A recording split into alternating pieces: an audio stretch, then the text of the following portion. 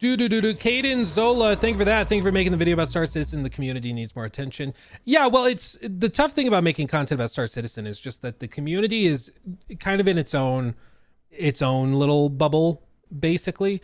And so there's not a whole lot of crossover between the general gaming community and Star Citizen. There's just not a whole lot of crossover, which is why like the more core gaming community is always like Star Citizen's a scam because they haven't seen it, they haven't dug into it. And from the outside, it definitely looks like a scam, let's be honest.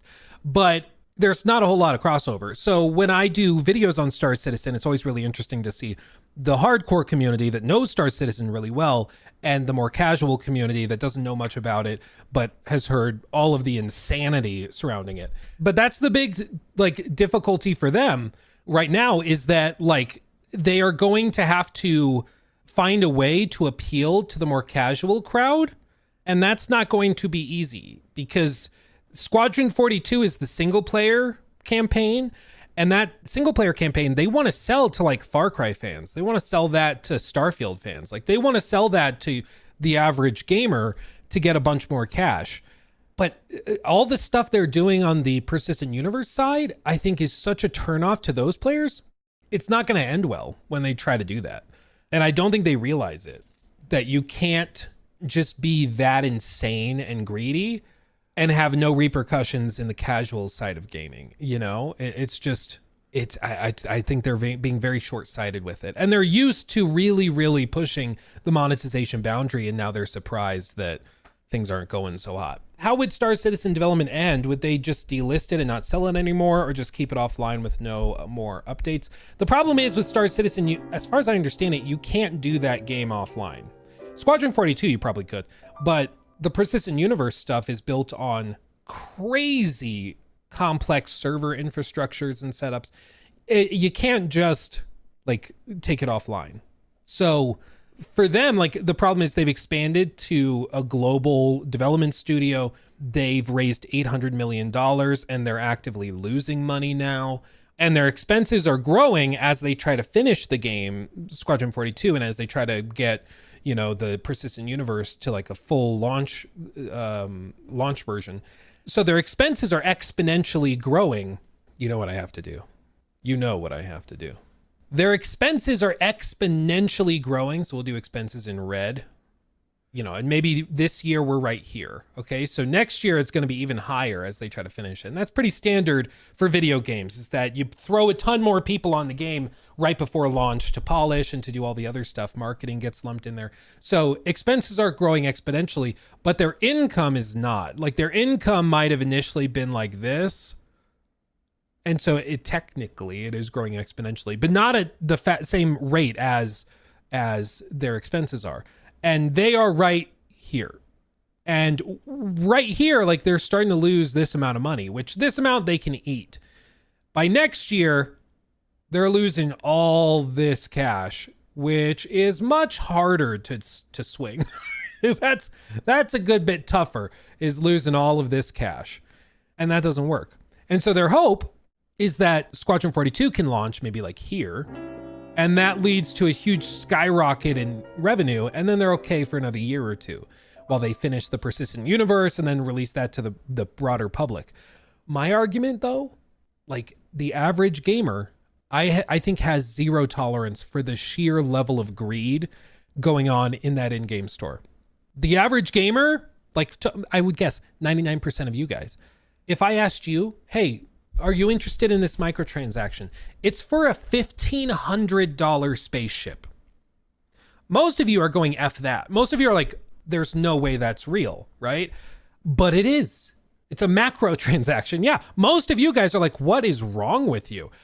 But that's what Star Citizen is built on, are those $1,500 ships, the $300 ships, the $100 ships.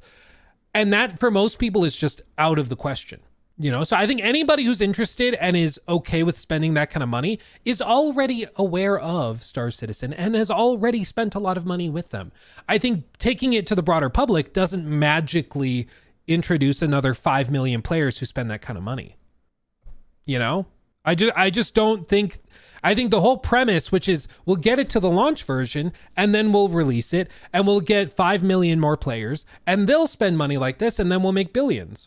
I think that is a faulty assumption, because I think trying to take it to the mass market will get you laughed out of the store. Like, nobody's going to tolerate it. Imagine the review bombings on Steam when the average gamer hops on and then sees like the DLC list. You know, when you have a game on Steam and you see the DLC list under the game, and it's not $2, $3 microtransactions. It's $1,000, $1,500, $200. Like, people are going to lose their minds. Even, I mean, I don't think they'll ever launch it on Steam, to be clear, which is another part of the problem, because when they do that, they give up 30%. They don't want to do that, and so they have their own launcher and they'll do it that way. But I just think that the whole Star Citizen thing is built on a faulty assumption that there's this huge number of players out there who are willing to throw money to that extent at them. I just don't see it. But they're running out of money and they are desperate, and so they're getting extra greedy really, really quick. Most so-called whales are in debt. Yeah, some of them, it's like an actual addiction thing, and they spend thousands and thousands and rack up credit card debt, and then they can't justify walking away because they've spent so much. So it's a sunk cost fallacy. They can't mentally get around it, so they just keep spending. Seth, thank you for the 2 months. I spent $15 or $1,500, hopefully not 15, on Hook. I mean, Star Citizen. At least with like, you're getting something that exists, some poontang, you know, a little bit of you know, knocking boots, I guess. But with these things, like, a lot of the time you're buying ships that don't exist yet. Like, you're buying the promise of a digital spaceship in a video game that may not exist in a year. You know, it's like a little sad. How has Star Citizen been in development since 2011 and cost around $800 million? It still isn't out when GTA 6 has been in development for 5 years. It cost about $1 billion. I think mismanagement and feature creep. That's the other thing. The original version of Star Citizen that they described in 2012 was not even close to what it is now and what they want to do now. And as a result, like, there's just so much that's been added, that they've redone, that they've scrapped and restarted. There's just a ton. Dragon Killer, no matter how good Star Citizen is, I will probably never play it. And I think that that's true for most people. And the difficulty for them, and again, what I just think that they have not grasped, is even though their current player base is okay with spending a lot of money, and they're desensitized to it, right? Like, they're used to it. The average gamer sees that pricing and the monetization, and it's a deterrent.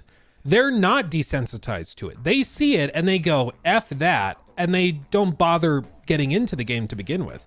And I don't think they've really processed that. You know, it's such a barrier to entry that a lot of people will just shrug and hand wave it away. And I don't think they realize it. I think they just are assuming that once they can release it and once it's done, they can put it out, move on, and they get 5 million new players, and those players spend money at the same rate or a similar rate as the current crowd is. And that's just not true. It's just not true. I think anybody who's willing to spend that much money is already in Star Citizen.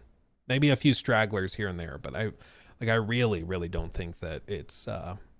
I think the core business model of that game, which is that it's massive and extremely expensive to maintain, I think it's built on a faulty premise that they're going to magically get more money from the sheer volume of people they need to, because I don't think it's going to happen. So they're getting desperate and they're trying to monetize everything, and that's turning off the hardcore people now too.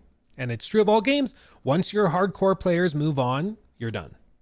You're done. There's nothing you can do anymore. Because they're the whales. They're the ones that are keeping you afloat. And if you're going to tick them off, you're really screwed. You're really screwed at that point.